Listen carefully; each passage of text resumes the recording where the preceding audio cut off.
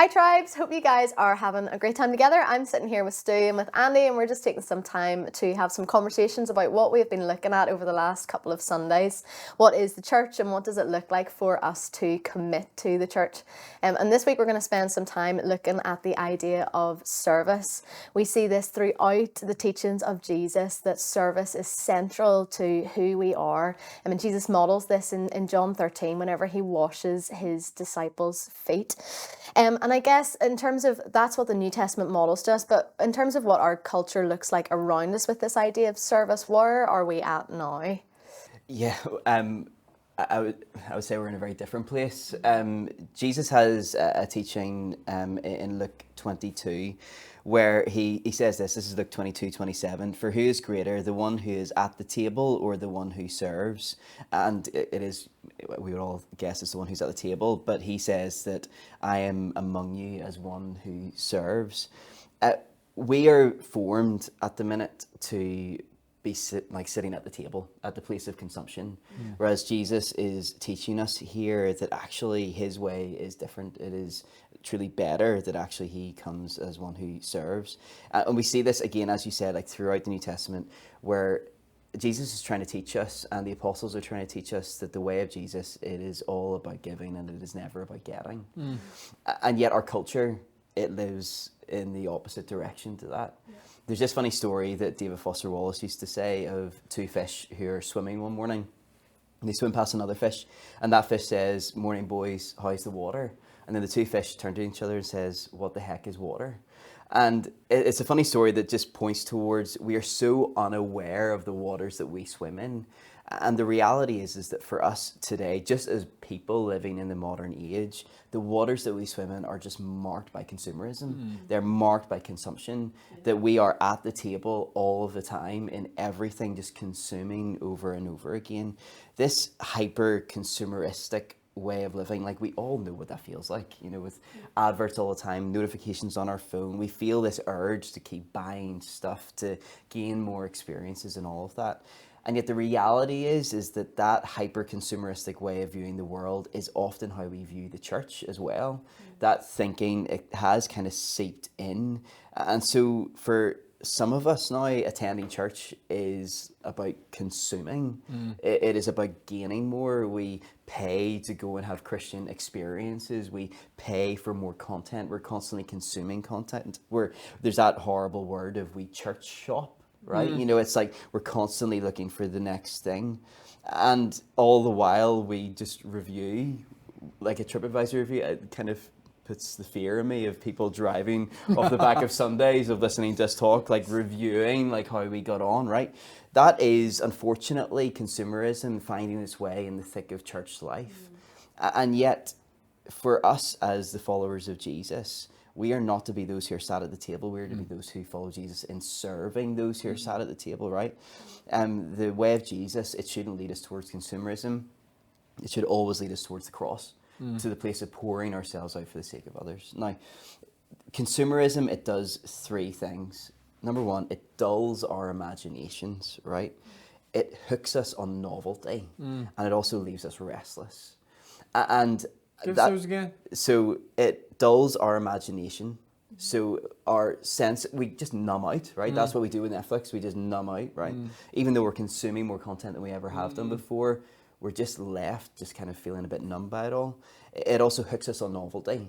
So every 2 years, our iPhones break and then we need to go and get the new iPhone. We're constantly having to chase after the latest fad. But all the while, we're just left restless. We're just left feeling restless. And so often, our experience of church is like that. Why? Because we're being formed by consumerism and not by the way of Jesus. And so we just need to be really careful around this. And I do believe that in our age where we are so formed by that service, serving those who are sat at the table, it is the perfect antidote. It is us going in the opposite direction, but it is a way more compelling way to live. And like in terms of the whole idea of service, like who is it that we are serving? Like, is it the church? Is it those that we come in contact with throughout our day? Like, who are we serving? Yeah, it's a great question, and the answer is yes. So, like Jesus says, if you want to save your life, you're going to lose it. Yeah. but if you lose your life for my sake, you'll find it. So it's really interesting is like, we can be so drawn to dichotomies of is it this or is it that? We are serving the mission of God in the world, and we are serving the family of God in the church. And it's really convenient for us sometimes to go to the one that we feel more comfortable in. Right. You know, for some of us, the idea of serving in the family of God in the church is a bit kind of boring, and it's not really my thing because I'm called to this big adventure and I'm doing this stuff out in the world, you know. For others, maybe like serving within the church, within the family of God feels kind of a bit more what we're drawn to, and the kind of big world out there is maybe a bit scary, or it's just not my thing, you know. And we don't get the luxury of choosing those things. That we are called to a posture of service and commitment as a way of life, not as a when I'm in church or in the kind of the rest of my life. And I think following Jesus' discipleship and life in church, as in the family of God, makes sense whenever we see this call to a life of service expressed in every part of that. Now, that's huge. So where do you start? You know, and that's where for me, learning how to see whatever your everyday ordinary life is through the lens of the kingdom is really important. So like if you're a teacher or a stay-at-home parent or you work in an office, what's God doing in that place? And that doesn't have to be grand. But learning to see that and serve that your job is actually a gift. That what you spend most of your life in is a place where you have responsibility to inhabit the mission of Jesus in that place. That's hard work, but it's really, really important. And that posture of service is really important there.